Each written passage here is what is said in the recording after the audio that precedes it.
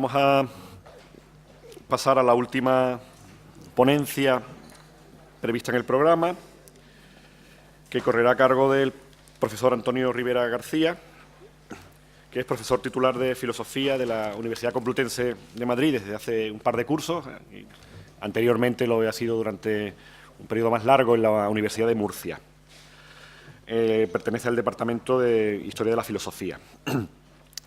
El profesor Rivera se doctoró en Filosofía en la Universidad de Murcia con una tesis titulada La política de la modernidad, republicanismo calvinista y clericalismo jesuita, en 1998, que dio lugar a los dos libros de 1999, que imagino que son las dos partes de la tesis, La política del cielo, clericalismo jesuita y Estado moderno, y republicanismo calvinista, ambos de 1999.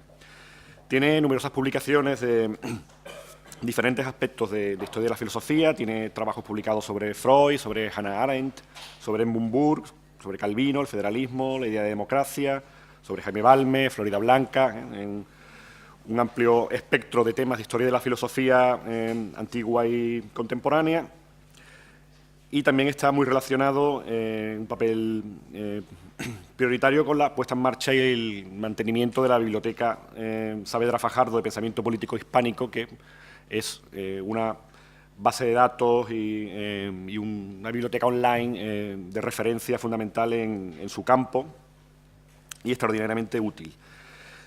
Su presencia en este congreso está relacionada evidentemente con una parte de su trayectoria investigadora, una de sus líneas fuertes de especialización en los últimos años, que es el estudio del pensamiento reaccionario y contrarrevolucionario del absolutismo español y europeo a principios del siglo XIX, desde el punto de vista de la filosofía y la teoría política. Y en esa línea tiene dos publicaciones fundamentales, son los libros Reacción y Revolución en la España liberal, de 2006, y El Dios de los tiranos, un recorrido por los fundamentos teóricos del absolutismo, la contrarrevolución y el totalitarismo, de 2007. Y va a desarrollar la ponencia titulada La crítica del absolutismo en el contexto de la emancipación americana. Muchas gracias, Fernando. En primer lugar, quisiera dar las gracias a Fernando por su presentación y, por supuesto, a los organizadores del Congreso, a Marieta y a Alberto, por haberme invitado y, sobre todo, por tener sensibilidad hacia la interdisciplinariedad. Obviamente, pues como ha explicado Fernando, yo soy un profesor de filosofía, sobre todo me he dedicado a la historia de las ideas políticas y en gran medida esto es lo que voy a hacer, ¿no? en mi ponencia. Pues, es una ponencia relacionada con la historia de las ideas políticas. Por eso, antes de empezar a hablar de la crítica del absolutismo, genitivo objetivo, crítica al absolutismo en el contexto de la emancipación americana, me gustaría no emplear mucho tiempo, pero hacer algunas precisiones conceptuales. Nosotros, dentro del ámbito de la historia de las ideas políticas o de la historia de los conceptos, pues esto es una de nuestras obsesiones, tratar de clarificar la complejidad de la literatura, del pensamiento que podemos encontrar en las fuentes.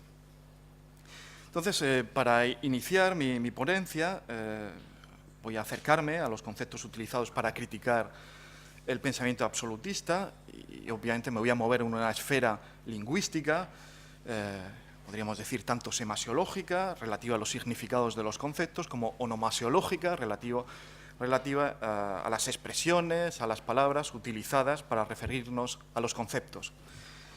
Partimos de la diferencia, esto va a ser muy rápido, pero me gustaría dejarlo claro desde el principio, de la diferencia entre palabras y conceptos, que no es lo mismo, con diversas palabras, como por ejemplo despotismo, servilismo, tiranía, podemos hacer referencia al mismo concepto, que es el concepto sobre el que voy a tratar en esta ponencia, el concepto de absolutismo. Para mí también es muy relevante, aunque tampoco puedo detenerme en esta cuestión, pero cuando estudiamos las fuentes de la época creo que esto es muy relevante tenerlo en cuenta, que los conceptos, hay que estudiar los conceptos teniendo en cuenta su doble dimensión de índice y de factor, es decir, los conceptos sirven para explicar la realidad, pero también para transformarla. son instrumentos, medios políticos, medios de transformación, de lucha política, como es bien sabido. Bien, el absolutismo, voy a hacer una pequeña aclaración conceptual sobre el absolutismo.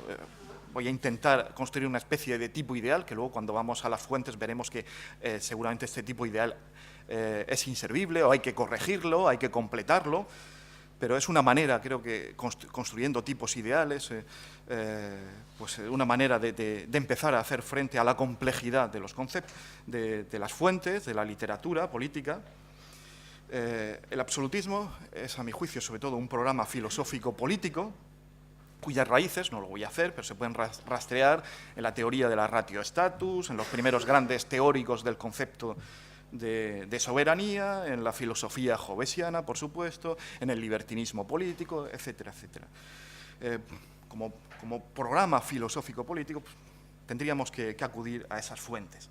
A partir de todas estas referencias podríamos construir un tipo ideal, así muy rápidamente diré que seguramente este tipo ideal, absolutismo, tendría que aludir a un estado en el que se suprimen los cuerpos intermedios, la nobleza, el clero, los poderes municipales, etc. Es un tipo ideal que haría referencia a que las relaciones políticas han de simplificarse, porque en el fondo para el absolutismo solo cuentan las relaciones verticales de mando y obediencia, y desde luego en el absolutismo el soberano es absoluto porque su poder no está limitado por ningún otro sujeto o institución.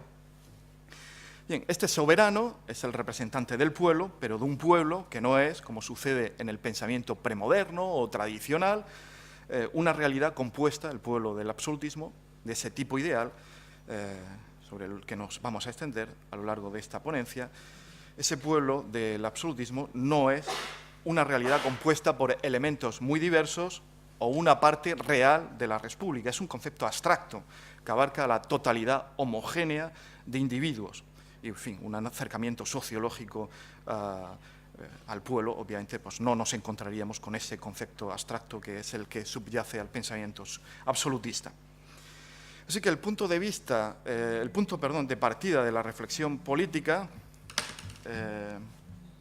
absolutista es un hipotético y abstracto estado natural donde solo se toman en consideración a individuos iguales, libres, y no se toman en consideración, como va a suceder en el pensamiento tradicional, porque quiero insistir mucho en la diferencia entre el concepto de absolutismo y el pensamiento de la tradición, el pensamiento tradicional, premoderno, no parte del absolutismo de las complejas y heterogéneas corporaciones y asociaciones reales que encontramos en las monarquías o en los estados de la época. La legitimidad del tipo ideal de absolutismo, para emplear términos weberianos, podríamos decir que es, en el fondo, este tipo ideal es esta legitimidad, aunque pueda parecer sorprendente, a mi juicio es legal racional. Se fundaría el absolutismo en la autorización tácita, no expresa, pero tácita, que el representante soberano recibe de un pueblo que ve en la soberanía absoluta la única vía para lograr sus fines, obviamente, pues la autoconservación o la felicidad pública, la felicidad individual. El tipo ideal de absolutismo está unido también, esto me gustaría dejarlo. No puedo profundizar en esta cuestión, pero solo apuntarlo, está unido a la crisis del derecho natural. El absolutismo está, a mi juicio, unido a la crisis del derecho natural, premoderno, la modernidad va a haber otro derecho natural, en realidad está unido a la crisis del concepto objetivo de ley, el relativo a una norma cuyo contenido recibe el hombre de fuera, ya sea la naturaleza o Dios. Del monarca no absolutista, podría decirse, esto es algo que he tomado de Bertrand de Jouvenel, sobre todo de su obra La soberanía, del monarca no absolutista, podría decirse que es una voluntad al servicio de la justicia. Una voluntad, como veíamos ayer, en relación con el manifiesto de los persas, limitada por leyes fundamentales, por ejemplo, la denominada Constitución histórica, o por costumbres seculares. En cualquier caso, una voluntad limitada por algo que está fuera. Por ejemplo, los parlamentos judiciales franceses y los consejos hispanos en el siglo XVIII, sabemos que el más importante, obviamente, es el Consejo Real, a mi juicio, seguían vinculados a esta idea de justicia, a esta idea de la voluntad al servicio de la justicia, cuando veían con recelo los edictos o nuevas leyes reales que reemplazaban las normas antiguas. Consideraban paradójico que el monarca, encargado de pesar los derechos en la balanza de la justicia, pudiera antes alterarlos por medio de su poder legislativo. Desde el punto de vista del monarca absoluto, la justicia real obviamente también actúa conforme a derecho, pero como la voluntad del monarca decide el contenido de la ley, la justicia se convierte en servidora de la voluntad real. Y de este modo se invierte ese lema al que antes me refería, la voluntad al servicio de la justicia, y en el mundo del absolutismo tenemos la voluntad dirigiendo la justicia. Bien, el siglo XVIII, poco a poco iré alejándome de estas cuestiones más abstractas, el siglo XVIII aparece como se suele decir que es la etapa de esplendor del absolutismo, y especialmente en los estados borbónicos, en los estados del pacto de familia, España y Francia, o de los pactos de familia. Lo cierto es que hablamos de tipos ideales, he empezado hablando de tipos ideales muy abstractos, y que lo cierto es que en la realidad institucional, en la realidad histórica, creo que se está lejos, en cualquiera de esos estados que pasan por ser absolutistas en el siglo XVIII, se está lejos de lograr aquella dominación absolutista a la que me he referido, porque, como sabemos, los cuerpos intermedios del antiguo régimen seguían teniendo una influencia decisiva en Francia y en España, por lo menos hasta la Revolución, y sabemos que tras la restauración fernandina, a partir de 1814, pues vuelven a tener gran importancia y gran relevancia, como sabemos, en España. Y en buena parte de nuestra historia del siglo XVIII está marcada por la lucha entre los representantes de la tradición, esto que para simplificar denominamos cuerpos intermedios, y los ministros absolutistas de los Borbones. Recordemos, por lo demás, que en la denominada España de la Ilustración, esto es algo que también quiero subrayar mucho, en la España de la Ilustración, el absolutismo converge con una profunda renovación del Estado español, perceptible en el ámbito de la economía, en el ámbito de la administración central y periférica o territorial, en el ámbito de la religión, con políticas regalistas, etc. Bien, esta renovación del Estado español, liderada por ministros y servidores del rey, que van a ser muchos de ellos criticados como absolutistas, van a tener que afrontar, criticados por supuesto, por las fuerzas tradicionales, por los cuerpos intermedios y que, por ejemplo, pues estaban representadas en buena medida en instituciones tan decisivas para comprender la monarquía española del siglo XVIII como los consejos o el sistema de consejos. Así que es preciso tener en cuenta que existe una clara continuidad entre los objetivos del absolutismo español o francés y la revolución liberal. Bueno, estamos muy acostumbrados, es verdad, ¿no? Entre absolutismo y liberalismo estamos muy acostumbrados a hablar de las diferencias radicales entre absolutismo y liberalismo, pero también hay que reconocer que hay una continuidad de objetivos, de fines entre absolutismo, este absolutismo de los ministros reales de los Borbones españoles y franceses, y la revolución liberal y los liberales. Esta revolución liberal también entra de ese modelo que antes he intentado describir muy rápidamente, de la voluntad dirigiendo la justicia. Basta cambiar la voluntad del rey por la voluntad general o nacional para comprender que el liberalismo se convierte en el parricida heredero del absolutismo. El liberalismo, a mi juicio, esto habría que darle vueltas a esta idea de parricida heredero del absolutismo. Del absolutismo, el liberalismo hereda la tarea de acabar con los cuerpos intermedios, como sabemos, y profundizar en la homogeneidad nacional. Tocqueville, el famoso Tocqueville, era uno de esos filósofos que supo ver con claridad esta continuidad entre absolutismo y liberalismo. Es decir, Tocqueville es uno de esos hombres del siglo XIX que supo ver que los revolucionarios, en el fondo, completaron el programa iniciado por los príncipes absolutos. Y una pequeñísima cita de Tocqueville, en este sentido, del antiguo régimen y la revolución, en donde dice Tocqueville: tentativa prematura, pero bien digna de ser considerada, esta unión de la democracia y el poder absoluto, para destruir los privilegios y la aristocracia en beneficio del despotismo. Tentativa tan frecuente, termina la cita de Tocqueville, tentativa tan frecuente y felizmente renovada más tarde.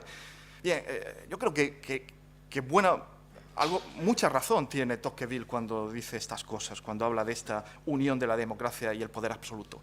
Un ejemplo, ¿no? Si pensamos en lo que sucede en España después de los motines de 1766 y la renovación que va a tener las reformas que van a tener lugar en el ámbito de la administración territorial, de la administración municipal, con la introducción de los diputados del común y el síndico personero, vemos que en el fondo estamos aquí ante una unión que van a ser de elección popular, los pueblos van a elegir directamente a los diputados del común y al síndico personero, forma parte de esta unión de democracia y poder absoluto al que se refiere Tocqueville.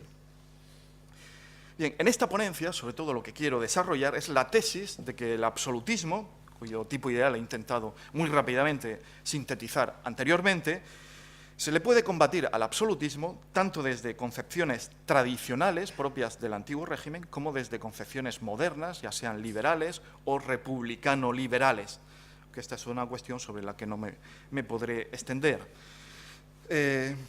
En España, las concepciones tradicionales suelen estar vinculadas con el pensamiento jurídico-político de la segunda escolástica, no solo, pero creo que este pensamiento, que sobre todo alcanza su culmen en jesuitas como Suárez, Molina, Mariana, etc., es el que más inspira estas concepciones tradicionales. Las concepciones modernas, liberales, republicano-liberales, que en realidad no me voy a, sobre todo me voy a detener más, porque creo que esto parece como menos intuitivo, menos evidente, que al absolutismo se le combata desde concepciones tradicionales, y porque parece que es más evidente que al absolutismo se le combate desde una concepción, desde una filosofía política de corte liberal o republicano-liberal. Pero bueno, algo también diremos sobre esta cuestión.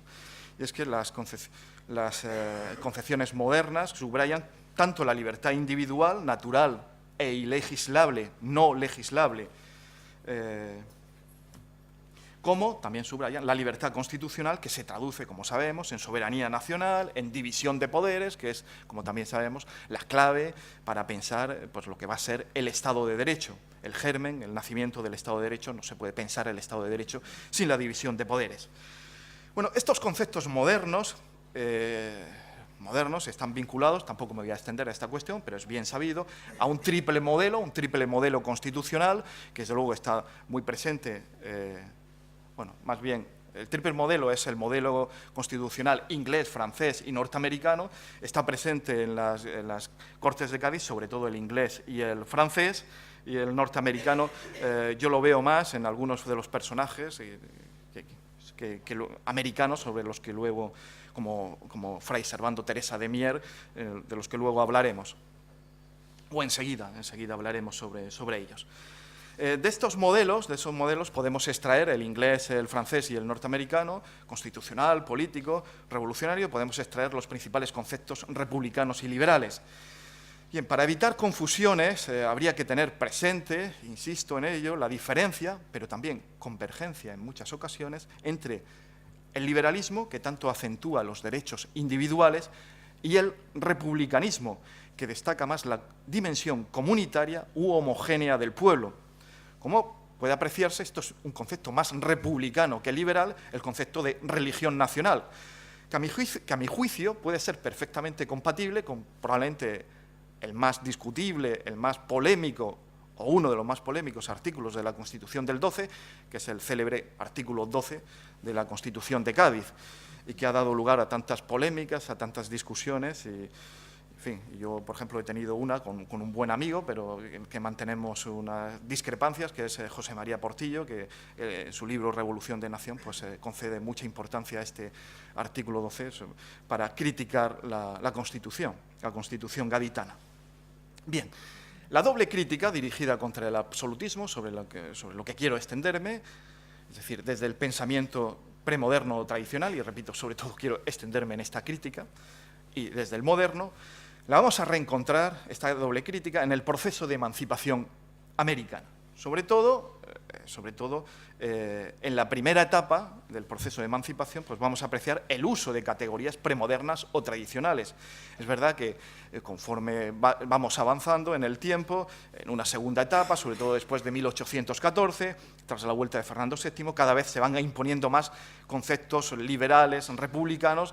Por ejemplo, si leemos un gran texto de la emancipación americana, por citar uno de los más conocidos, el discurso de Angostura de 1819 de Bolívar, aquí yo creo que ya es claramente podemos apreciar, ¿no?, la utilización de conceptos modernos, liberales y republicanos para defender la emancipación americana y la nueva organización de los países, de los estados que surjan del proceso de emancipación.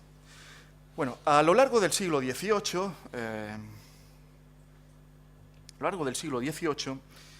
se van a atacar las reformas borbónicas con argumentaciones, las reformas borbónicas de estos ministros absolutistas a los que antes hacíamos referencia, con argumentaciones premodernas, empezando con el motivo, que también va a estar muy presente, como sabemos, en el proceso constituyente e incluso después, de la Constitución histórica.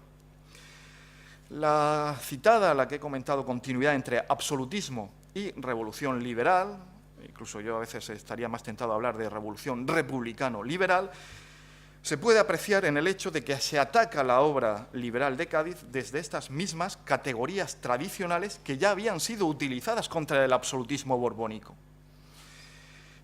Buena prueba de ello, ya lo vimos ayer con la comunicación de César Ruiz, se puede encontrar en la literatura contrarrevolucionaria de la época, que la crítica que hacen los obispos de Orense, Francisco Alvarado, Rafael Vélez, etcétera, la crítica que hace a la Constitución de Cádiz y al nuevo régimen es muy parecida y se puede hacer con los mismos argumentos, con los mismos conceptos, se puede criticar a los ministros absolutistas del siglo XVIII, los ministros absolutistas de los Borbones del XVIII. Bien, otra muestra, sobre la que no quiero extenderme porque César habló de ella ayer, es el célebre manifiesto de los persas, que algo voy a decir muy breve.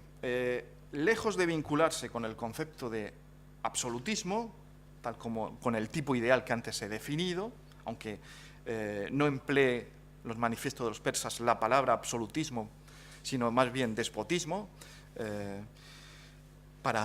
o sea, lo que va a criticar es el gobierno despótico, no el gobierno absoluto, pero ese gobierno despótico coincide con lo que nosotros hemos denominado absolutismo. Bien, el manifiesto de los persas acusa a la Constitución gaditana de establecer un verdadero gobierno absoluto. O sea, desde el manifiesto de los persas encontramos una crítica a un absolutismo liberal. Desde no solo el manifiesto, toda esa literatura reaccionaria, lo que vemos aquí es que en realidad el liberalismo es el auténtico absolutismo. Heredero, por otra parte, como el manifiesto de los persas dice claramente, heredero de esos ministros borbónicos del siglo XVIII. Así que desde este punto de vista, el del manifiesto y el de los reaccionarios, absolutismo liberal significaría sobre todo cuatro cosas, que hay que dejarlas muy claras, muy rápidamente. Primero, anteponer los principios abstractos al estado real de la sociedad. Segundo, defender una imaginaria. Absolutismo significa esto, absolutismo liberal, defender una imaginaria igualdad abstracta que destruye las jerarquías y los distintos heterogéneos cuerpos necesarios para el buen gobierno y el establecimiento de una sana sociedad. Tercero, implica absolutismo liberal, patrocinar la libertad por encima de la razón. Y cuarto, adoptar políticas antirreligiosas, contrarias al ser de la nación española. Bien, lo importante es que el rey, como sabemos, tradicional, defendido por los persas, goza de una soberanía templada o moderada, que no coincide con ese tipo ideal absolutista al que antes hacíamos referencia. El rey que patrocinan los persas no tiene facultad para anular o alterar la legislación establecida si no cuenta con el acuerdo y consejo de los representantes de la nación, que son también el resto de los cuerpos intermedios, y no solo el rey. Según los persas, solo se puede hablar de la monarquía como gobierno absoluto en razón de la fuerza irresistible con que puede ejecutar la ley que constituye, estoy leyendo al manifiesto de los persas, con que puede ejecutar la ley que constituye el interés de las sociedades civiles. Pero en este sentido, si esto es gobierno absoluto, tan absoluta es una monarquía como una república. o como una monarquía constitucional, como se quiere imponer en Cádiz. Ahora bien, dicen los persas, mientras el poder del rey puede ser limitado, el de una república no. Una república es más absolutista que una monarquía tradicional, claro está, no como la de quieren imponer los monarcas del siglo XVIII. Para los persas, el gobierno despótico, republicano, o esta monarquía constitucional, a diferencia de la monarquía tradicional, puede disponer de la vida, del honor, de los bienes, estoy leyendo de nuevo a los persas, de los bienes del vasallo, sin más ley que su voluntad dirigiendo la justicia, sin más ley que su voluntad, aún, dicen los persas, con infracción de las leyes naturales y positivas. Todo esto se puede decir de Cádiz, pero también se puede decir del gobierno despótico arbitrario, del despotismo ministerial que sufre España en el siglo XVIII. Y bueno, no voy a leer, pero hay citas, algunos fragmentos que encontramos en los persas, donde dirigidos expresamente contra el despotismo, son las palabras que emplean los persas, despotismo ministerial del siglo XVIII. También me interesa mucho la lectura que se va a hacer de este manifiesto de los persas, desde los liberales, con posterioridad, a lo largo del siglo XIX, los que comentan el manifiesto de los persas, liberales como el conde de Toreno, Bayo, Alcalá Galiano, Modesto Lafuente, etc., creo que no comprenden el manifiesto de los persas. Por aquí tengo una cita que no voy a leer de Toreno, donde no comprendía. Es un texto lleno de contradicciones, aparte de que es intolerable lo que escriben aquí los persas.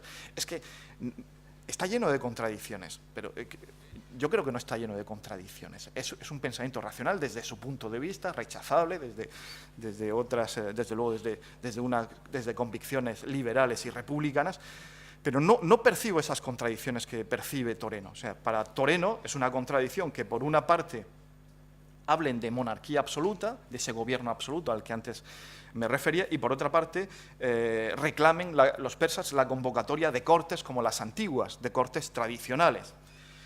Bueno, pero es que, en fin, estos liberales ya no aprecian, como creo que debiéramos nosotros apreciar cuando leemos estos textos, la sutileza tradicionalista, la sutileza reaccionaria que supone distinguir entre gobierno absoluto y gobierno despótico.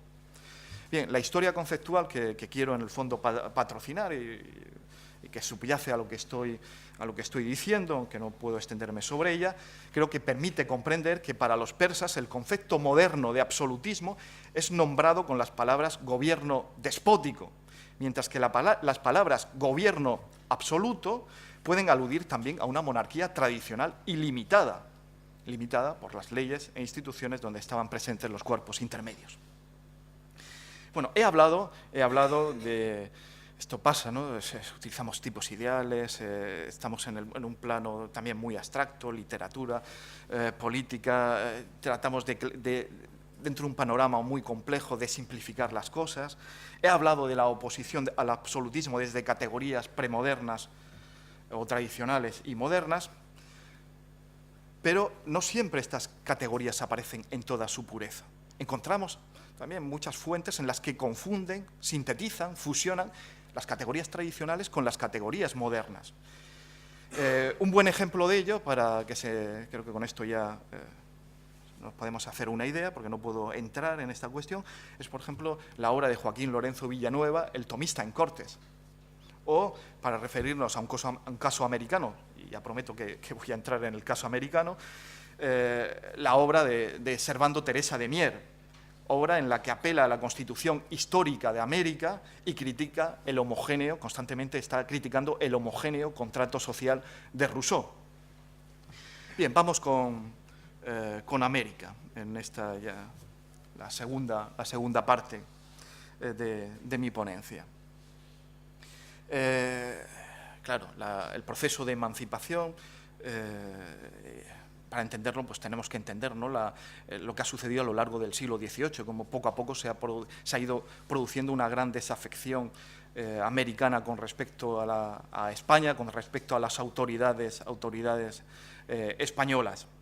En gran medida, para comprender, tendríamos que pasar por aquí, ¿no?, comprender el proceso de emancipación, pues tenemos que comprender, ¿no?, que cómo perciben los americanos lo que está sucediendo, las reformas que están teniendo lugar en la monarquía a lo largo del siglo XVIII y que solemos decir, para sintetizar, que es los americanos ven aquí que se está produciendo el tránsito de América como un conjunto de reinos a América como colonias.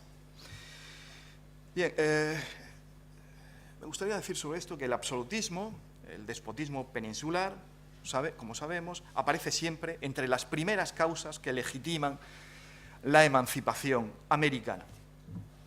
Este absolutismo, como decía, se ha ido incrementando a lo largo del siglo XVIII, que es, como acabo de señalar, cuando los ministros borbónicos pretenden que las tierras americanas dejen de ser reinos y pasen a ser colonias. Durante el siglo XVIII, en relación con América, se han ido produciendo esa paulatina desafección a la que me referíamos, desafección en la que influye toda una serie de reformas políticas y económicas, nuevas divisiones territoriales, nuevos virreinatos, introducción del sistema de intendentes, la reorganización de la hacienda pública para obtener un mayor rendimiento fiscal, una mayor sujeción de la Iglesia a la corona, con políticas regalistas que, como sabemos, culminan en la expulsión de los jesuitas. Bien, se trata de toda una serie de medidas que, a mi juicio, persiguen la racionalización y eficacia de la administración pública, pero esta racionalización, que también obviamente se produce, o incluso quizá en mayor profundidad en la península, supone un problema adicional en relación con América, porque también se pretende, es verdad, se pretende modificar sustancialmente la condición de reinos de América como un conjunto de reinos, con sus instituciones y autoridades propias. Se va imponiendo entre destacados ministros, servidores de los monarcas, la idea, el proyecto de transformar América en colonias semejantes a las inglesas para que la metrópoli obtenga de ellas fundamentalmente un mayor rendimiento económico, obviamente.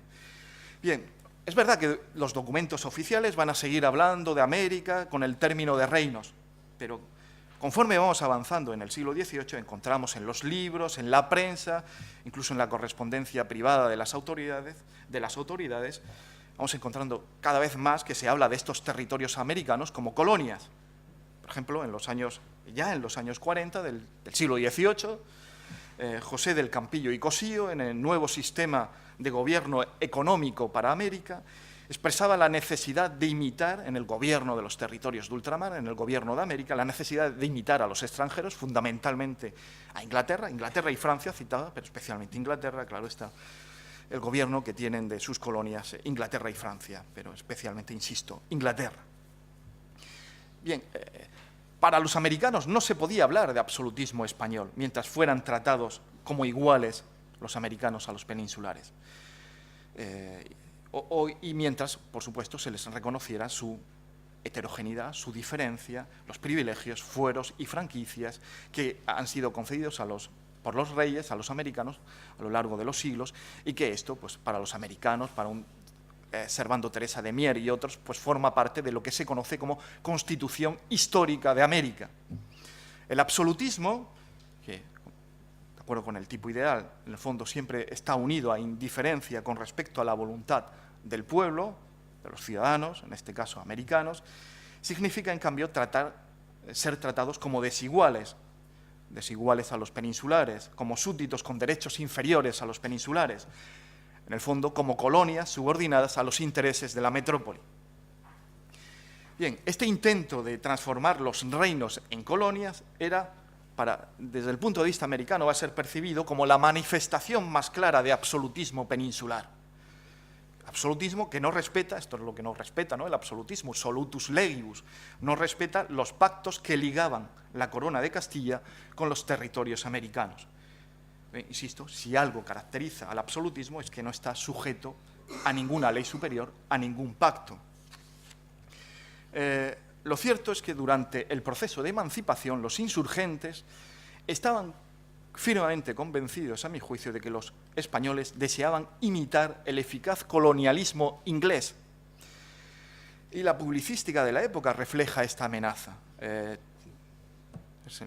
Que probablemente es el que me voy más, porque es muy claro en esta cuestión, de Servando Teresa de Mier. En su memoria ya una obra de 1821 como memoria política instructiva. Destaca la obra del abate de Prat, el arzobispo de Malinas, la obra de las colonias y de la revolución actual de América de 1817, obra en la que el abate aconseja a los españoles imitar a los ingleses en el gobierno de las colonias, aconseja para poner fin al proceso de emancipación, para poner fin a la revolución actual de América.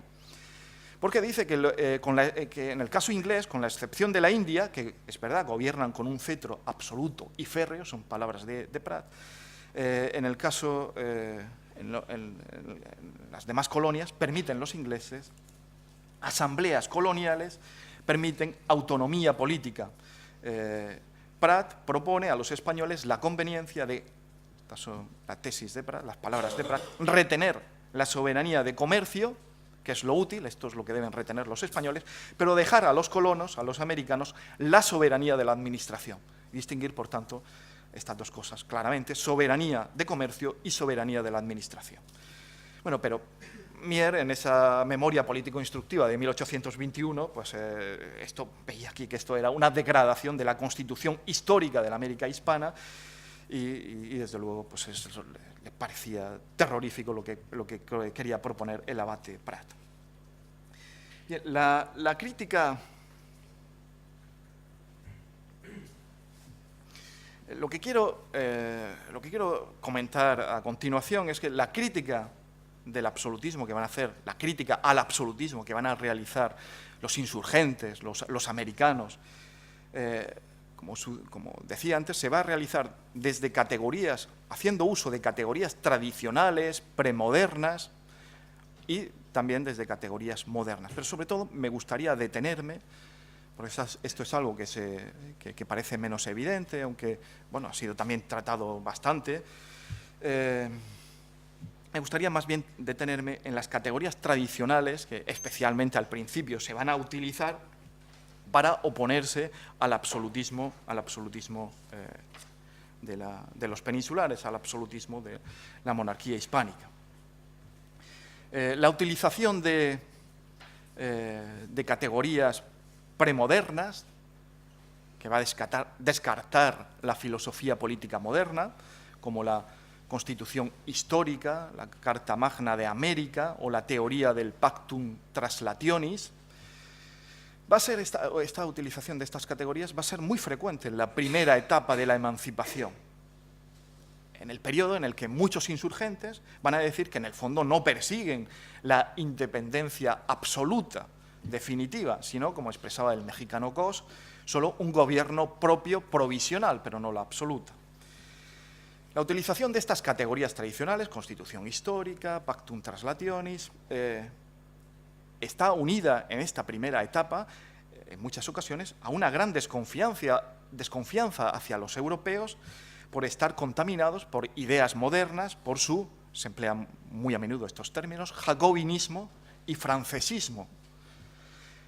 Cos escribía contra el virrey Venegas por profesar, por ejemplo, una mezcla, escribía esto, una mezcla, profesaba el virrey, una mezcla de ateísmo, naturalismo y francmasonería. La crítica se va a hacer desde categorías tradicionales alejadas de esta filosofía moderna que a lo que conduce, repito, es al ateísmo, al naturalismo y a la francmasonería. Frente a las innovaciones revolucionarias y abstracciones de los filósofos que dominaban en la península, no van a faltar los criollos que van a pensar que ellos defienden las auténticas instituciones hispánicas.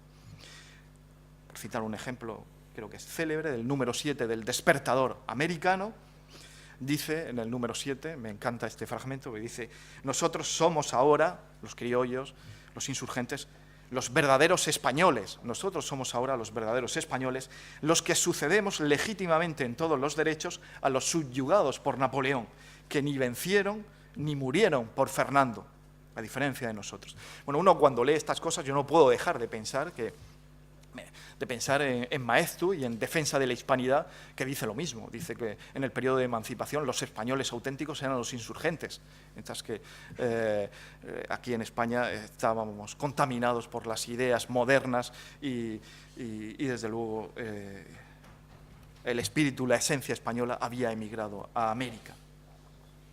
Bueno, no faltan, así que no van a faltar criollos, por citar algunos hombres de la Nueva España, como Quintana Roo, Cos, Bustamante, que luego, eso sí, más tarde será el gran defensor de la Constitución liberal, que van a escribir contra las Cortes gaditanas porque están compuestas por impíos, herejes y libertinos. Bueno, todo esto era una pequeña introducción para sostener ahora que las categorías, que todos estos autores y otros muchos van a utilizar categorías tradicionales, como la categoría de la Constitución de América y la teoría del Pactum Translationis, que en el fondo el absolutismo de los ministros y publicistas borbónicos habían tratado de eliminar con su política colonial. Bien, muy brevemente, ¿qué es esto de la Constitución histórica? Con la Constitución histórica, por citar el caso que a mí yo creo que mejor la expone, ¿no?, el contenido de la Constitución histórica, pero la encontramos también, incluso hasta en Bolívar y en otros, está muy presente en el pensamiento de los insurgentes, sobre todo en la primera etapa. ¿Qué quiere decir esto de la Constitución histórica? Nos referimos, y voy a citar especialmente la versión de Mier, a la ley fundamental concedida por los monarcas castellanos a América, fundada en convenios que se han ido produciendo a lo largo del tiempo, desde el siglo XVI hasta el presente, convenios con los conquistadores, con los indígenas, con los colonizadores, etc. Todo ese conjunto de convenios, de leyes, las leyes de Indias, forman parte de la Constitución de América. De acuerdo con este pacto invariable, Mier y otros criollos subrayan que el soberano de América es, desde luego, el rey de Castilla y no la nación española. La crítica de Mier al colonialismo español se hace de acuerdo con el argumento tradicional del pacto de la Constitución histórica, que sostiene que lo que está detrás de aquí es que estoy citando, voy a citar a Mier, los peninsulares intentan abolir el pacto social que los americanos, son palabras de Mier, que los americanos celebraron con los reyes de España y sustituirles otro, a su pesar, otro pacto, que les ponga en absoluta dependencia de ellos, de los españoles. Bueno, como es también esto muy conocido, de acuerdo con esta teoría de la Constitución histórica, de acuerdo con esta teoría pactista, se va a decir que cuando falta el rey, por cualquier motivo, desde luego la abdicación, desde luego el destronamiento o el cautiverio, la soberanía, y vuelvo a decirlo con las palabras no son palabras mías, son palabras de Mier, la soberanía retrovierte al pueblo americano, se devuelve al pueblo americano, que ni por sus leyes ni por las declaraciones de ese mismo Congreso, el de Cádiz, es súbdito de España, sino su igual, y puede hacer lo que le parezca para gobernarse conforme convenga a su conservación y felicidad, que es la suprema ley imprescriptible. Bueno, y sigue así. Esta teoría pactista o de la Constitución histórica, insisto, que se puede encontrar, he citado el caso de Mier, pero se puede encontrar incluso en el mismo Simón Bolívar, la célebre Carta de Jamaica de 6 de septiembre de 1815, está claramente expuesta esta teoría pactista del Pactum Translationis. Bien, un libro ya clásico, quizá ha quedado ya bastante de modé, pero bueno, que gira alrededor de estas tesis, como el de Stoetzer, el de las raíces escolásticas de la emancipación de la América española. Yo creo que Stoetzer en parte tiene razón, a mi juicio solo en parte, cuando sostiene que en la proclamación, estoy leyendo a Stoetzer, en la proclamación de los derechos de independencia, la América española no se basó en el contrato social de Rousseau, sino en el Pactum Translationis del que nos habla la segunda escolástica hispana y especialmente los jesuitas. Bueno, creo que es un poco exagerado porque yo creo que también están presentes las categorías modernas y sobre todo al principio lo que se hace es más bien fundir ambas tradiciones.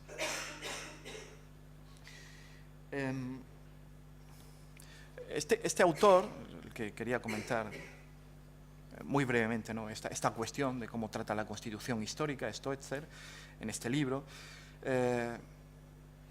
Presta, a mi juicio, tanta relevancia a esta teoría del pactum translationis, de que cuando el pacto es entre América y el rey de Castilla, y cuando el rey de Castilla pues abdica o es hecho prisionero, etcétera, pues entonces la soberanía vuelve al pueblo americano y por tanto es totalmente legítimo que organice todas las juntas y gobiernos que considere pertinente.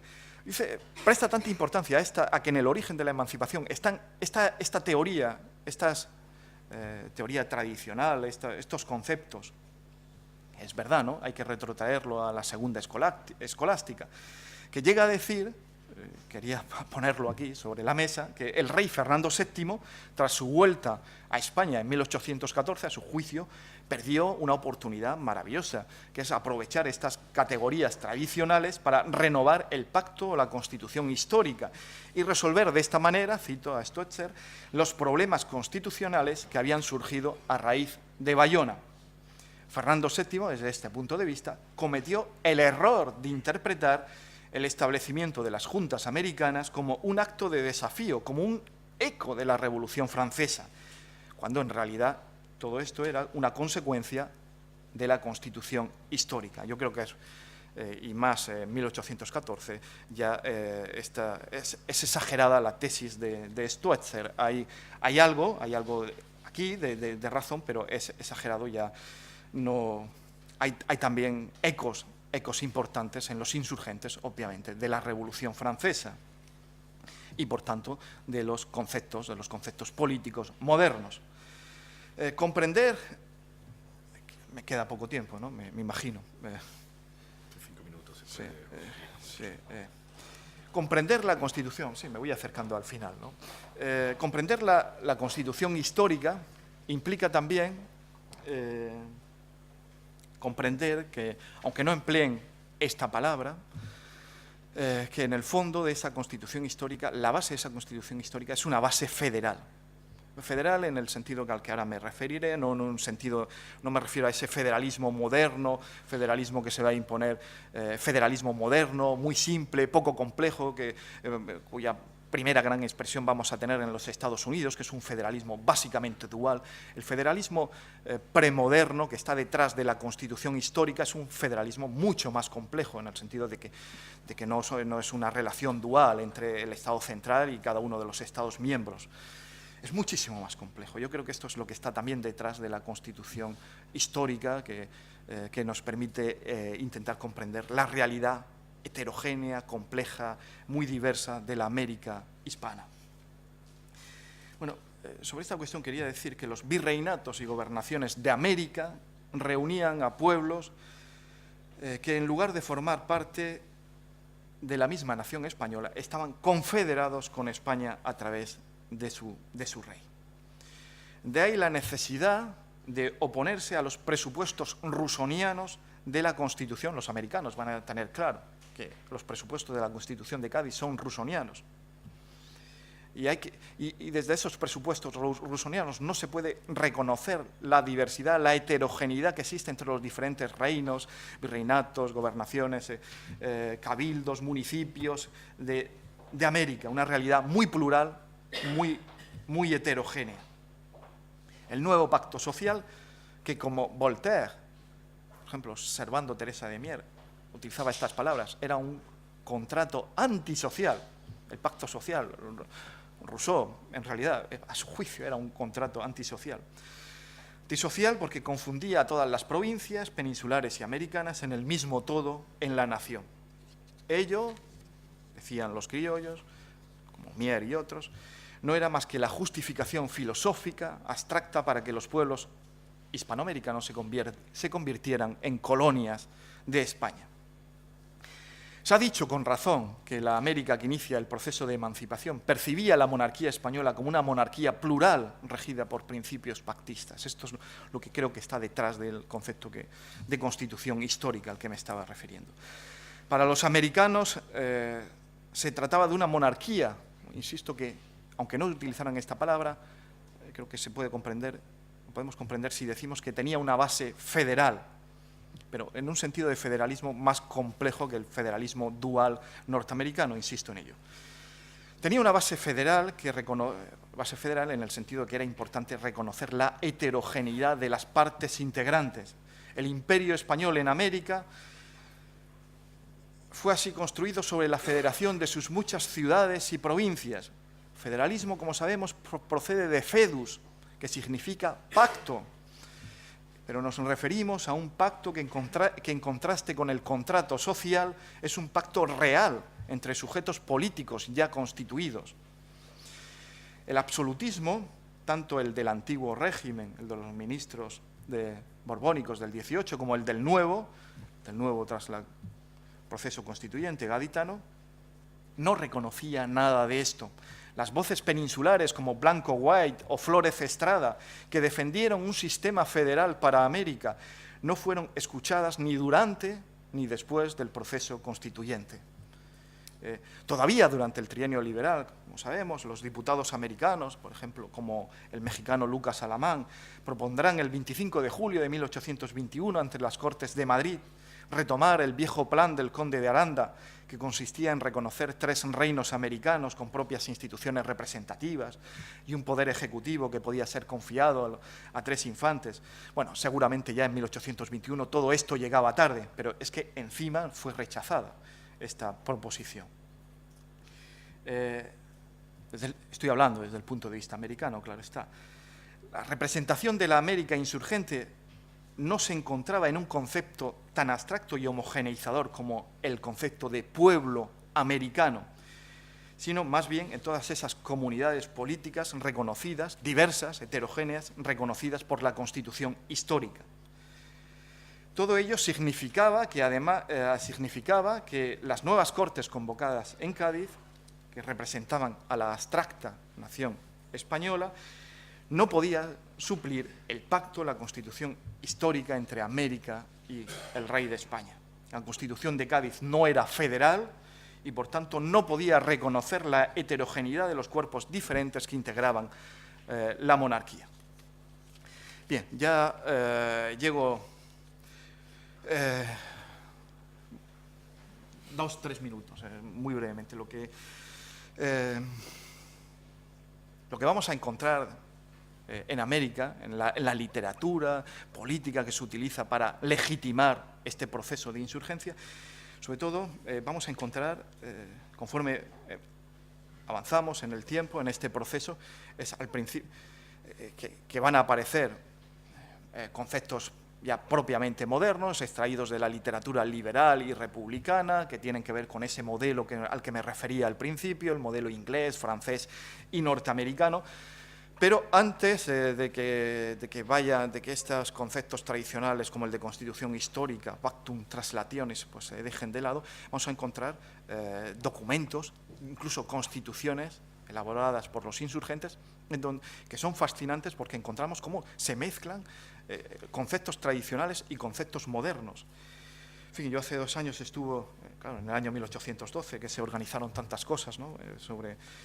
En conmemoración de la Constitución de Cádiz. Estuve en Colombia, en Medellín, y entonces casi para hablar de estas cuestiones tenía la obligación de leerme la Constitución de Antioquia de 1812, que me produjo no puedo extenderme sobre ella, una fascinación especial, porque, en fin, lo tengo aquí apuntado, si os interesa luego puedo leerlo, como en un mismo párrafo mezclan esta teoría del Pactum Translationem y la teoría de la voluntad general, conceptos, la diferencia entre voluntad general, voluntad de todos, los conceptos clásicos de la filosofía del contrato social de Rousseau.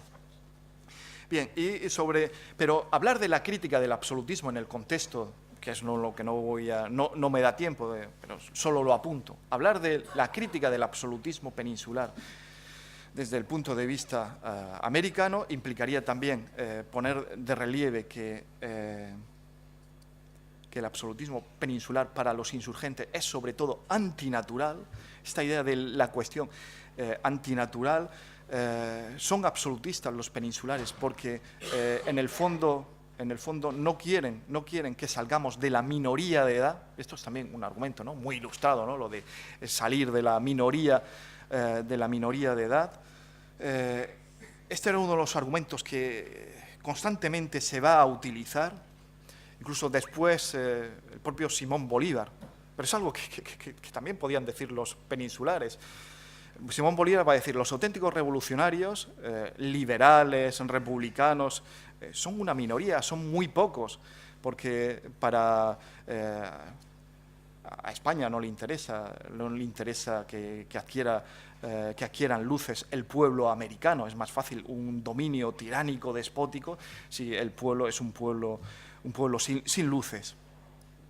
Y la culpa, obviamente, de que exista una minoría de revolucionarios la tiene España, la tiene el clero, sobre todo el clero reaccionario. Se va a insistir mucho en esta cuestión del clero reaccionario. Y también está muy presente la idea, la ingenuidad, ¿no?, la ingenuidad de muchos liberales peninsulares, ¿no? Con este proceso constituyente, con la Constitución de Cádiz, detendremos tanto en la época constituyente y después en el trienio liberal.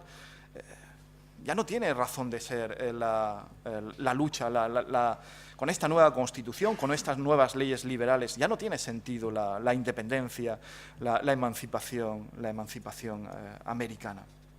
Bueno, de otra cosa que tendría que tratar y que no tengo tiempo es cómo también desde América se va a criticar esta categoría que antes vimos que utilizaban, aunque no utilizaran estas palabras, pero en el fondo es esto lo que estaban criticando los persas, el absolutismo liberal. También los americanos, los insurgentes americanos, y muchas veces incluso desde categorías ya no tradicionales, van a criticar el absolutismo liberal de la Constitución de Cádiz. Y como siempre, el más contundente en estas cuestiones es Servando Teresa de Mier, en donde habla de una constitución, como sabemos, ¿no?, de la representación desigual en las Cortes Constituyentes. En las Cortes Constituyentes no hay una representación igual. La representación americana, en comparación con la representación de las provincias españolas, pues es muy desigual. Entonces, esto, en fin, deja mucho que desear. La cuestión hay una auténtica desigualdad en las Cortes Constituyentes, entre América y España. No se reconoce el voto, se niega la ciudadanía a las castas. Bueno, las críticas a la Constitución de Cádiz, incluso desde categorías liberales, o la crítica que no hay una auténtica libertad, no hay una auténtica división de poderes, porque en el fondo, quizá, y a veces desde nuestra perspectiva del siglo XXI, con mucha injusticia, pero se va a subrayar la idea de que es un absolutismo liberal.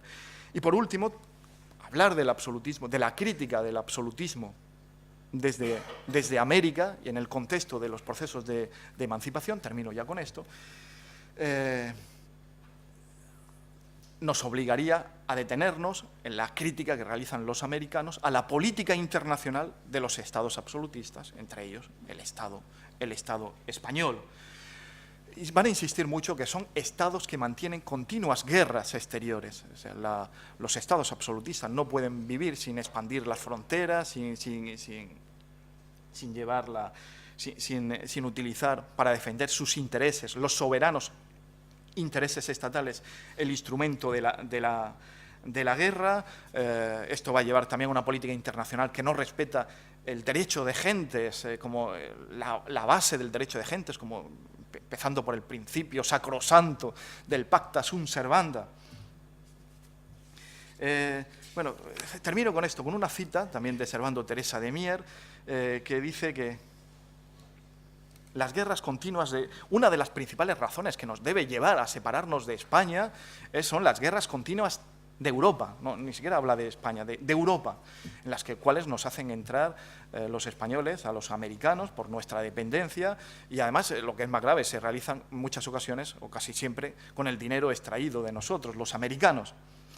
Bien, dice Teresa de Mier, nosotros no tenemos, son palabras suyas, nosotros no tenemos necesidad sino de guardar neutralidad y seremos, o sea, al día siguiente de la emancipación, lo que tenemos en relación con la política internacional, lo que tenemos que guardar es neutralidad y seremos felices. Bueno, esta es la historia de los Estados Unidos. En realidad, esta tesis que plantean los criollos, los insurgentes americanos, es lo mismo que van a decir. Y los Estados Unidos del norte se van a fundar basándose en esta idea y estableciendo lo que en un libro discutible, El Gnomos de la Tierra, de Carl Smith, denominaba la línea del hemisferio occidental o la línea de autoaislamiento, que describo muy brevemente en qué consiste esta línea de autoaislamiento, para concluir que esta línea que establecen los norteamericanos, que se puede encontrar desde Washington hasta Monroe, desde el primer presidente de los Estados Unidos hasta el famoso Monroe, es en el fondo lo que querían también muchos de los insurgentes de los criollos. ¿Qué significa esta línea del hemisferio occidental? Significa trazar un espacio, el hemisferio occidental, América, que ya no puede ser ocupado por Europa, al cual los europeos ya no pueden llevar sus guerras. Supone esta línea separar un campo donde reina la paz, la libertad, la justicia. Esta es la tierra americana, esta utopía, esta idea utópica que está en la formación, en el origen de la América hispana, como en el origen de la América, de la Nueva Jerusalén, de la América anglosajona, de la América del Norte. Está muy presente esta idea se trata de separar el reino, la parte del mundo donde reina la paz, la libertad y la justicia, de aquella otra parte donde impera el despotismo y la corrupción, que es la vieja y absolutista Europa. Bueno, insisto, los insurgentes de la América hispana no opinaban de forma distinta a los revolucionarios norteamericanos en relación con esta cuestión. Muchas gracias.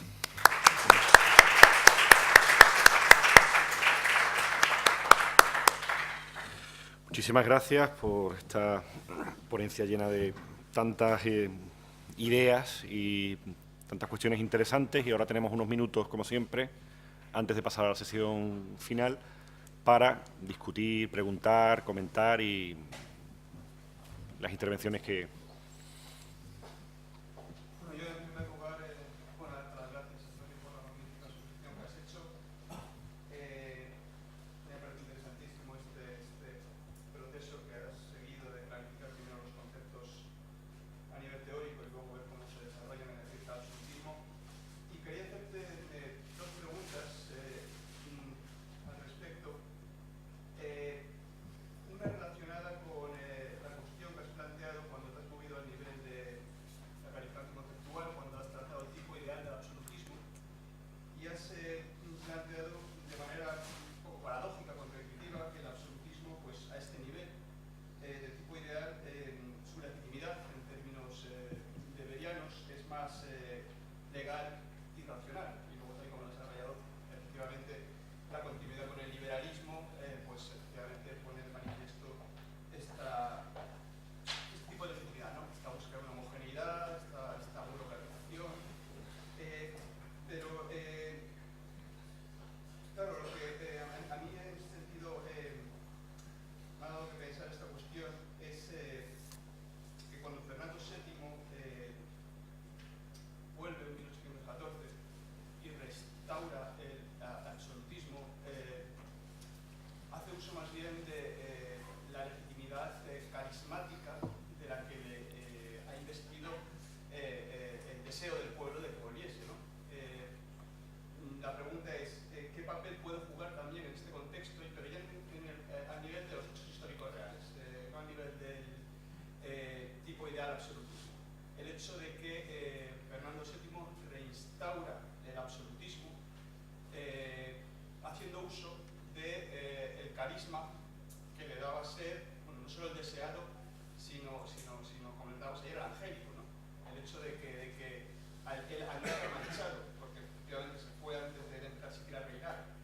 El hecho también de que toda la propaganda de la época, si leemos la prensa de esta época, para desactivar precisamente la conexión con Carlos IV, con Godoy, con el afrancesamiento del absolutismo, y presentar a Fernando VII como el rey que va a reinstaurar esta monarquía tradicional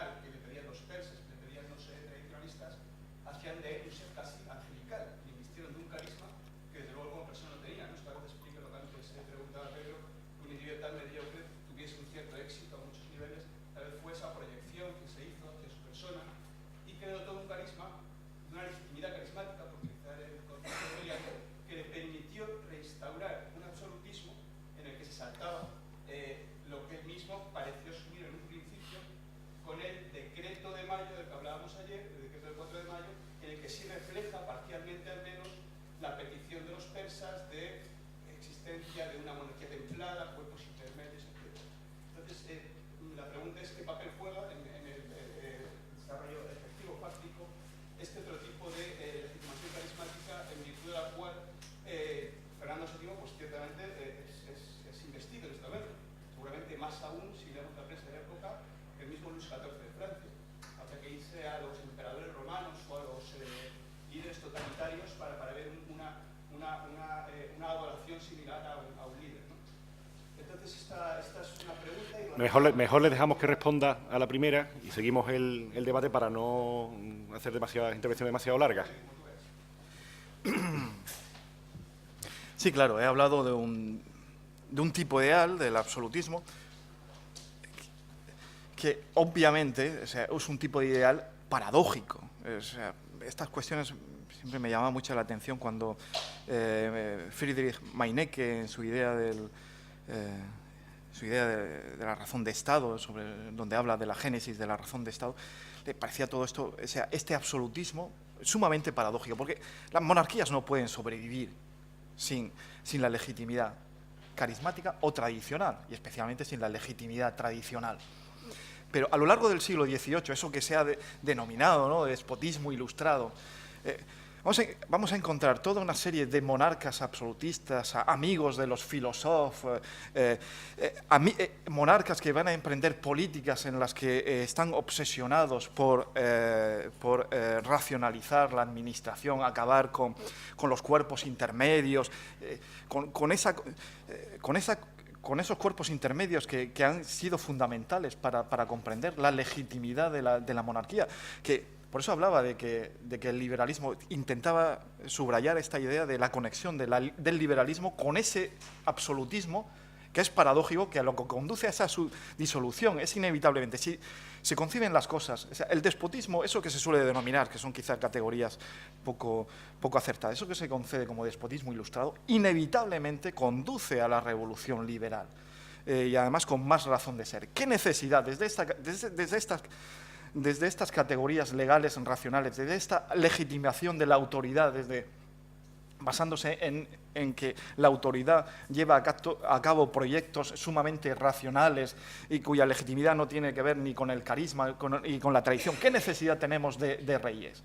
Entonces, hay me acuerdo, Meinecke citaba frases que ahora no recuerdo, no podría, pero parafraseo, ¿no?, de Goethe y otros autores de la época en la que insistían, ¿no?, estos reyes en los que, como José I, el que consideraba un abuso las camas reales y que prefería dormir en el suelo o en un jergón sencillo. O sea, estos monarcas racionales, Federico II de Prusia, es inevitable. La monarquía no puede prescindir de esa legitimidad tradicional y carismática. Es un concepto que es sobre todo lo que quería poner de relieve. Obviamente, si vamos a estudiar la realidad histórica, al mismo tiempo que los ministros, los Floridablanca y compañía, pues realizaban estas políticas de racionalización de la administración y eran criticados como absolutistas por la nobleza, por los cuerpos intermedios, por romper con las tradiciones españolas, al mismo tiempo que expulsábamos a los jesuitas, que contrasta con este Fernando VII que restablece la compañía de Jesús. Sí, esto tenemos, pero se dan las dos cosas. La monarquía, en el fondo, tiene que combinar, hace uso de estas dos tendencias, la tradicional y la absolutista, que es la que en buena medida van a llevar sus secretarios de Estado y despacho, que son los grandes, especialmente esos célebres secretarios de Estado y despacho de Carlos III.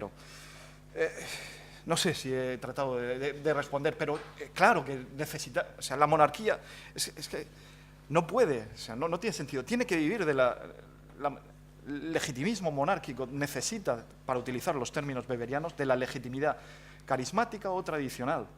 O sea, con una legitimidad legal racional, que es la que da el absolutismo, no tiene sentido que permanezca. Para eso mejor, ¿no?, el liberalismo. es contraproducente, o sea, este absolutismo real. Había pedidas dos palabras y luego volvemos a la segunda pregunta de ese lado. Juan Luis. Bueno, te quería felicitar y agradecer la conferencia, que me ha parecido extremadamente sugerente y con la que tengo muchos puntos de concurrencia. También tengo algunas cosas que no estoy tan de acuerdo, pero probablemente no por una cuestión de que no puedes hablar de todo y me parece que has dejado un poco de lado, que has dado excesiva importancia. Voy a hacerlo rápido el comentario. En primer lugar, estoy bueno, bastante, ¿cómo decirlo?, de una forma muy sencilla, muy contento de oír que has defendido con unos argumentos muy interesantes los orígenes premodernos del liberalismo a través del republicanismo, que es una cuestión que a mí siempre me ha interesado mucho, sobre la que he escrito, sobre la que he intentado crear nuevas visiones que nos ayuden a comprender un fenómeno que siempre ha estado demasiado, en mi opinión, visto desde la óptica de la modernización y el principio de la modernidad. Y bueno, no podemos negar que estas ideas, estas visiones, vienen un poco de las intuiciones de la historiografía republicana anglosajona, que ha tratado sobre el comunismo cívico y que Skinner, Popov, Wood, McCoy, etc. Y cuáles son las relaciones de Estados Unidos, que es un tema que ha funcionado constantemente, y del republicanismo británico, de cómo la Constitución histórica británica también es constantemente invocada por los revolucionarios norteamericanos inicialmente. Ellos, has citado una cita tan interesante de nosotros somos los verdaderos españoles.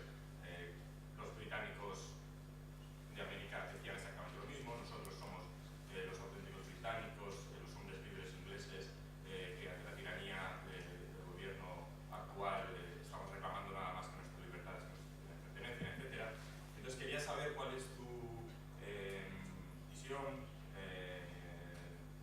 opinión sobre si todos estos hallazgos, que también son muy criticables desde el punto de vista de la historiografía anglosajona con respecto al republicanismo y su traslación atlántica, pueden ser o no aplicables al caso español, que, bueno, pues, lo que he visto me parece que estarás bastante de acuerdo, que supongo que habrá matices que me interesaría conocer. Y sin abandonar la cuestión exactamente, pero una cuestión que me causa un poco menos de que no estoy tan de acuerdo contigo, me parece que has hecho de Mier un caso demasiado representativo, porque Mier me parece a mí una persona fascinante, muy interesante, pero es un carácter bastante excéntrico, estrambótico incluso. No sé cuál es su representatividad para hablar de esto que has dicho de la insurgencia americana, que por supuesto, ya sé que no es una cuestión que te hayas incumbido, pero tiene muchísimas dimensiones, no es lo mismo la insurgencia no hispana que Bolívar, que Buenos Aires, etcétera, etcétera, etcétera. Mier me parece un personaje muy interesante, pero no sé hasta qué punto de vista es representativo, repito, porque luego además él estará en contra de criticar el republicanismo federal mexicano en el 24, es decir, que tiene unas posturas bastante contradictorias o evoluciones también que deberíamos intentar comprender más allá de esta visión que has presentado tú. Y me preguntaba también qué hacemos con estas otras vías del republicanismo que pasan por las teorías federalizantes, autonomistas, de americanos que intentan todavía, sobre todo no hispanos, Rocafuerte quizás es el ejemplo más claro, que intentan durante un periodo largo todavía de persistir en la idea de Vamos terminando las intervenciones. de un imperio constitucional renovado que pueda llevar a estos sistemas federalizantes y que luego pasarán al republicanismo claramente en la década de los 20. Y perdón por nada. Bueno, son muchas cuestiones, no sé. Con que respondas a la primera. Bueno, no. Hola. El tema del republicanismo, la primera además es la más compleja, la más complicada, ¿no? Porque aquí tendría que hacer infinitas distinciones. Para mí no, la tradición del humanismo cívico, el republicanismo maquiaveliano. Es que, o sea, hablar del humanismo cívico del siglo para mí, el republicanismo del 18, el republicanismo que encontramos en los filósofos franceses, es muy diferente, son tradiciones muy diferentes. El republicanismo, estamos hablando, ¿no?, del 19, el republicanismo que vamos a encontrar a lo largo del 19, por hablar del caso español, a mi juicio es un republicanismo muy liberal. Es decir, poco, ¿no? Diferencia entre republicanismo y liberalismo.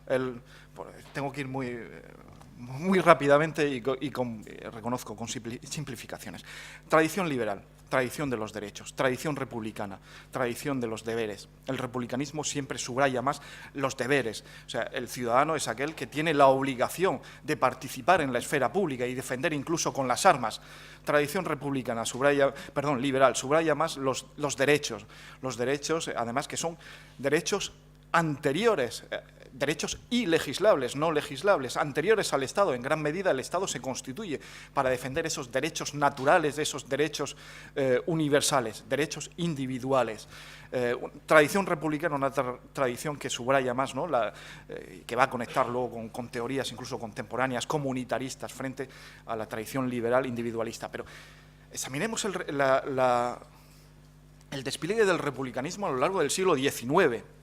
Es un republicanismo liberal, vamos a ver, es un republicanismo en el que tenemos por una parte en el que se intenta combinar, fusionar estos dos paradigmas que y otros, ¿no?, para simplificar, pues también utilizando tipos ideales, pues decimos deber, derechos, pero el republicanismo liberal, los republicanos, incluso ya los de la segunda mitad del siglo XIX, a partir del nacimiento del Partido Demócrata y la llegada de los republicanos más genuinos, pero incluso antes, fusionan esta teoría de los derechos individuales, incluso van a leer libertad, igualdad, fraternidad.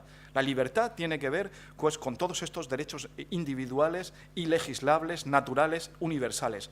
La libertad tiene que ver, pues, con, y esto ya podemos adentrarnos más dentro de tradiciones republicanas, con la necesidad que tenemos de que todo el pueblo, y los republicanos hablarán de sufragio universal, de que todo el pueblo participe en las instituciones políticas, de que la lucha por los jurados, no solo en la institución legislativa, también a la hora de juzgar, esto forma parte de las responsabilidades.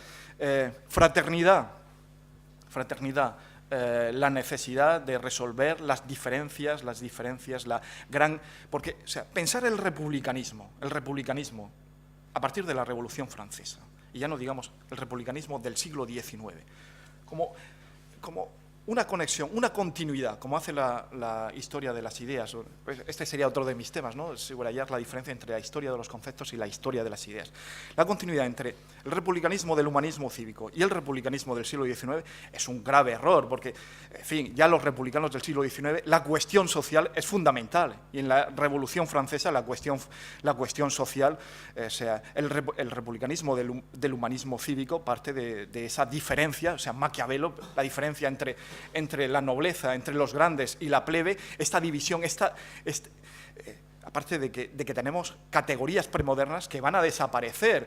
La Constitución mixta, que es uno de mis temas más queridos, es un concepto premoderno que en la tradición del humanismo cívico está muy presente.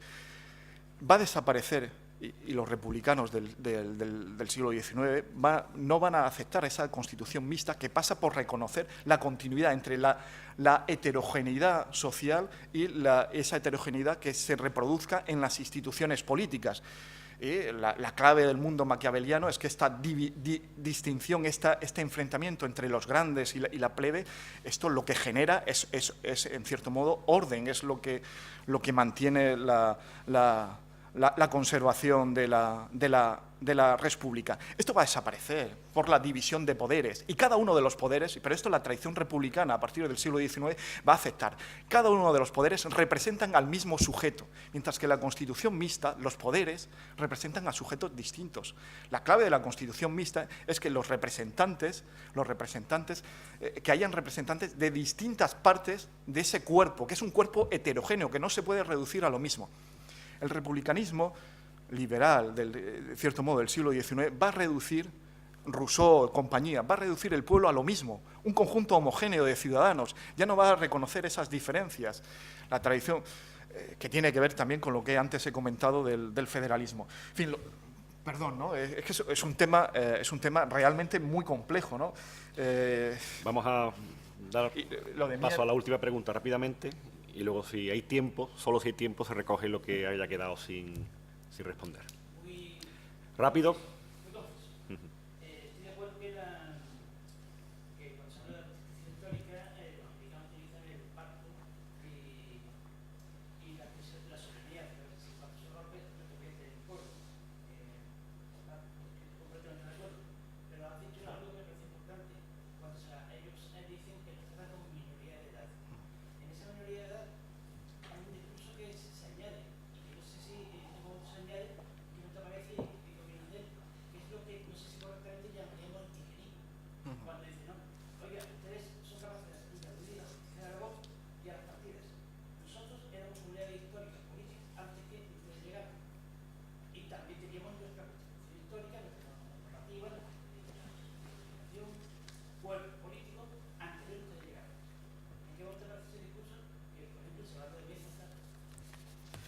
Sí, eso es así. Ese discurso, que es un mito, es un mito absolutamente. Es un discurso que yo diría que lo encontramos en casi todas las revoluciones, de irnos a los orígenes, de unos orígenes, la construcción de un mito historiográfico para referirnos de unos orígenes míticos en los que existía una igualdad, unas instituciones que respetaban la libertad. Es verdad, ¿no? En otra cosa que tengo, me acuerdo que he olvidado gran parte de los autores que tratan, pero lo tengo escrito, ¿no? Y existe también una extensa literatura. Me he centrado solo en la cuestión de la Constitución histórica, pero este otro lado es que es muy importante, que es volver a construir unos orígenes míticos anteriores a la llegada de los españoles. Y es todo muy curioso, porque eso es un discurso que elaboran todos criollos, que no tienen nada que ver con los indígenas, pero que van a construir un mito origen prehispánico, Nueva España precortesiano, en el que ellos van a decir que ya existían instituciones, en cierto modo, liberales, en las que se respetaban las libertades, y nosotros nos tenemos que vincular con ese mundo prehispánico. Esto creo que está también muy presente, y hay muchos autores que tratan esta cuestión al mismo tiempo que están utilizando esta categoría de las...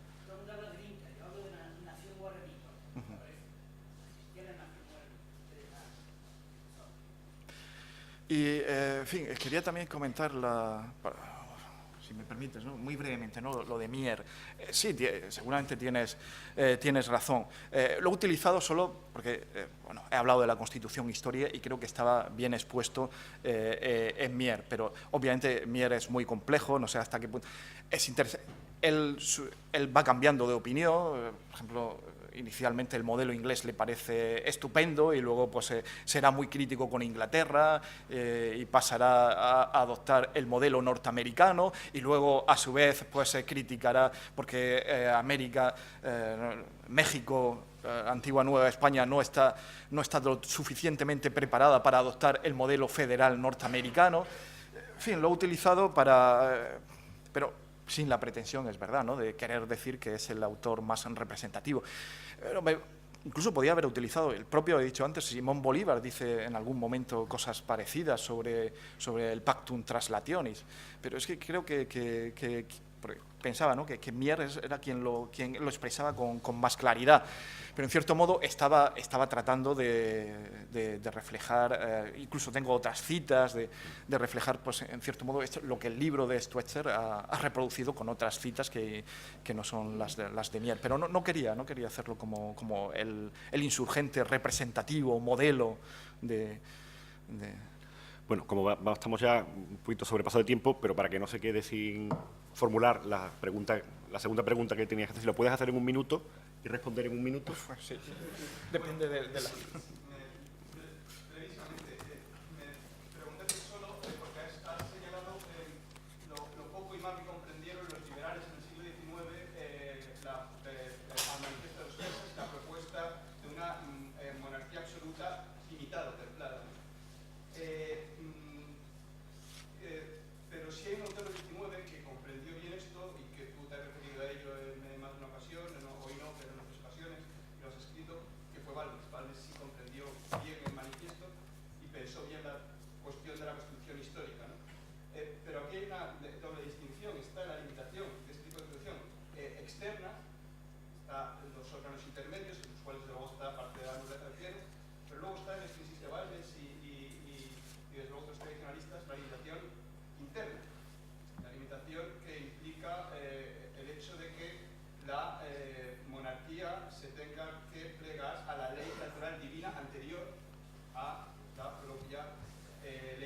constitutiva que luego también tendrá que respetar la monarquía absoluta. Este tema, desde luego, a mí me parece muy importante porque creo que está jugando a dos niveles, por así decir. A nivel de la cuestión mixta, a nivel de la relación externa, con un cuerpo intermedio, pero también a nivel de la dimensión moral. Y esto está relacionado, no puedo extender, decirlo ya, y va a ser un poco más larga la pregunta en la medida en que esto es lo que creo que permite conectar con la cuestión de la segunda escolástica, ¿no? Con la cuestión de la relación entre el pacto, el contractualismo escolástico con el cual entronca este tipo de conceptos políticos y el uso que se hace por el tradicionalismo en el XIX, ¿no? No sé si me he explicado por la brevedad de la pregunta, pero mi pregunta, resumidísimamente, es ¿qué papel juega aquí la limitación interna de la monarquía limitada, absoluta limitada, frente a la limitación externa? Bueno, no tengo tiempo para extenderme sobre esta cuestión, solamente luego lo comentamos, ¿no? Pero, claro, me pones el caso de Balmes. Balmes Balmes, Donoso Cortés podían comprender lo que era los manifiestos de los persas, pero yo quería referirme a una serie de autores que surgen de este, que luego, conforme pase el tiempo, se harán cada vez más moderados, pero que surgen de este momento constituyente. Lo continuamos. Pero, Alberto, porque es una parte que si hubiera tenido tiempo, y ya he estado una hora hablando, ¿no? Pero porque es que me parece fascinante, ¿no? En otra cosa que he escrito sobre Restitutio, la vuelta al mítico pasado prehispánico, que era sobre estas cuestiones. Y ese... por ejemplo, me hacía eco es una obra que escribe ya Agustín Argüelles en 1835, en el exilio londinense, en el capítulo ese que tiene dedicado a la cuestión americana y donde hace recuento, reflexiona sobre lo que pasó en relación con la emancipación en aquel momento. Entonces no salía de su asombro Agustín Argüelles. Perdón, es una pequeña cita, ¿no? de este texto, porque es un tema que me parece fascinante, ¿no? Esto, mítico, la utilización de algo que para nosotros es totalmente una invención, un mito. Dice Agustín Argüelles, quizá con razón, no salía a su asombro la vinculación de los criollos con los naturales, con él, y empleaba la palabra el indigente americano. Y dice... hablaba de un artículo del Semanario Patriótico de principios de 1811, estamos hablando de 1811, en el que, tras constatarse que los criollos eran los nietos, se hacían llamar los nietos de los conquistadores, bueno, son los nietos de los conquistadores y los primeros emigrantes españoles, y no los descendientes de Moctezuma y Atahualpa. Bueno, tras constatar esto, dice que se pregunta Agustín Argüelles, ¿por qué especie de prodigio político o moral la causa de estos disidentes está tan de antiguo identificada con la del indigente americano? Y terminaba sorprendiéndose de que nuestros hermanos de América no tiene sentido, estos son los descendientes de los conquistadores, no de Moctezuma o Atahualpa. Lo que quería decirte con este ejemplo es que está muy presente, o sea, Agustín de Argüelles en el año 1811 está muy presente esta cuestión, esta vinculación de los insurgentes con ese mítico pasado prehispánico, con la vinculación con Moctezuma, Atahualpa, etcétera. O sea, eso tienes toda la...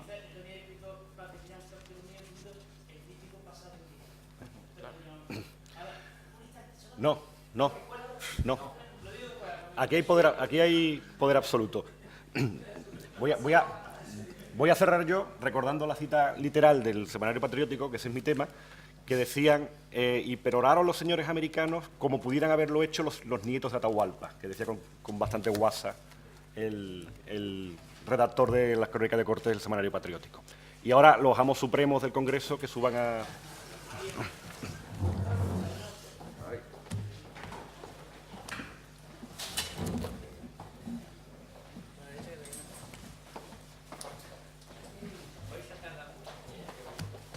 Ahora voy a contestar yo a todos. Bueno, muchas gracias. Yo creo que no solamente de nuestra parte que estamos aquí sentados, sino de todos los que formamos parte de este proyecto por Bueno, porque yo creo que ha tenido una respuesta muy buena. Yo creo que todos hemos salido bastante satisfechos en general de cómo se ha llevado a cabo este congreso, y creo que han quedado muchas cosas sobre la mesa. Yo me siento un poquito culpable de haber levantado ante la mesa sin dar opción a lo mejor a que se hubieran planteado algunas preguntas y dejándolas para este momento. Y bueno, si alguien quiere hacer Yo. alguna... No, María se había quedado... No, yo también. A María le había quitado la palabra y no quiero dejar... Iba a decir antes que Fernando me quitara... No, sí, una cosa con iba a decir Antonio antes que Fernando me quitara... Fernando se ha ido, ¿no? El cobarde. Bueno,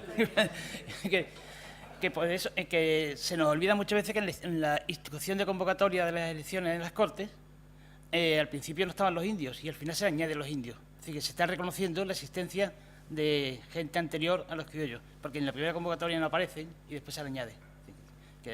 Y eso está en 1809, es decir, están haciéndolo previamente, ya está. Eso era. María.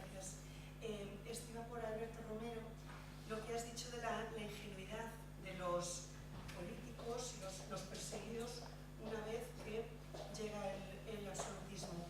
A mí lo que me llama más la atención, y en el caso de Blake lo que hemos planteado, es la total ingenuidad, no la de 1814, sino los que van a ser reprimidos en 1823 de nuevo por el mismo Fernando VII y por el mismo sistema que vuelve, ¿no? Y entonces me planteo que entra en juego ahí la cultura política. Ellos ya una vez que han vivido el mundo absolutista, tanto en el 14, pero especialmente ya en el 23, probablemente no conciben que se vuelva al sistema absolutista anterior. También entra la posible ingenuidad. Blake, en las cartas, en la segunda vez que es detenido, es que ni por asomo plantea la idea de que él vaya a ser reprimido. Dice que cuando estaba en Toledo le intentan linchar, y entonces cuando logra que manda llamar al capitán general, tarda 2 horas en mandar a alguien que vaya a recogerle, y luego le llevan directamente a un lugar donde va a estar seguro que es una prisión. Ahí empieza ya su prisión como perseguido político. Pero dices, yo decía, pero Román, ¿cómo no le dijiste nada? O sea, no lo concibes, porque lo vemos ya desde todo el tiempo que ha pasado después, ¿no? Y la represión que él volvió a hacer. Pero una vez que han pasado esos años, tal vez tú mismo no podías concebir que volviera a hacer lo mismo. Es un tema muy interesante, pero eso, sobre todo la ingenuidad después de la segunda represión por la misma persona, el mismo rey. Sí, Alejandro, ¿tú vas a contestar o le paso la...? Yo digo, por ejemplo, puede ser ingenuidad, puede ser que la gente también se cansa. Salir al exilio es algo que cuesta. Por ejemplo, el caso de Gallardo, en 14 tiene la energía suficiente o tiene suficiente miedo así para irse, en el 23 decide quedarse y acepta que le pueden ocurrir cosas. O sea, quizás es complicado, pero lo de irse al exilio no es una decisión fácil. Y todavía algunos tampoco había la práctica, desde el 19 enseñó, había la tradición del exilio, y ya lo de exiliarse pues era un modelo, digamos, pero en el 14 lo inventaron, era el exilio así como decisión. Me parece a mí que esa dificultad no la podemos olvidar. Y con eso que dices, Ana, se me ocurre también la forma del prisionero como Gandhi, que se deja aprisionar como modo de lucha pasiva para denunciar el... Siguiente. ¿Alguna cosa más? Bien. Yo quería preguntarle, Alberto, yo te he entendido, ¿puedes repetirlo?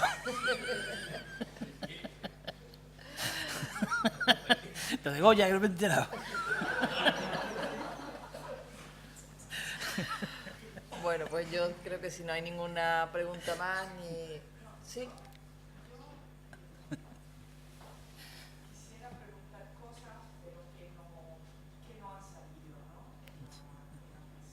Curiosidades, por ejemplo, se ha hablado mucho, yo tengo una curiosidad histórica y otra literaria.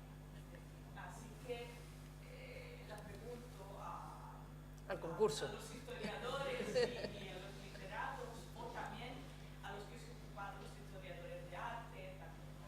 Una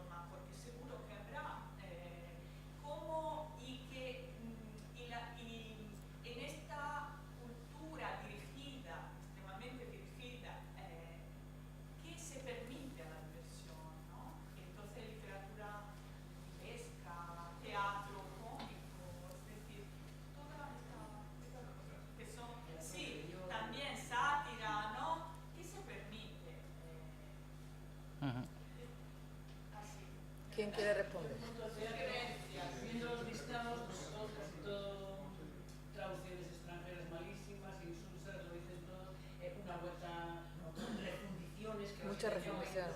Claro, de lo demás comprometido, nada, incluso obras, lo que yo he expuesto, que en 1800, en 1808, perdón, en el 7, en el 2, no tenían ningún problema, en cuanto a perder, bueno, un cambio, aunque todas eran reprimidas, y el héroe lo hace, era muy patriota y tal, cualquier atisbo que dijera, que tal, ya, que se habían tenido y habían sido tenido, no han tenido ningún problema, es decir, que los censores van con muchísima más lupa. Yo hablo de los pronunciamientos porque es cuando me encuentro a finales del 17, obras que anteriormente. Entonces, los listados son nefastos. Cuando Bernardo Gil plantea precisamente los empresariados de ahorita, dentro de uno de los coliseos y tal, es cuando en su manifiesto es cuando dice: al pueblo le das paja, come paja, pero si le das grano, volviendo a la fábula didáctica, dándole la vuelta, dice: si le das grano, comerás grano. Diciendo, unas obras que tienen que ser ya estados los teatros napolitanos y tal, obras de calidad, pero que a la vez también puedan gustar al pueblo, por supuesto, desde una versión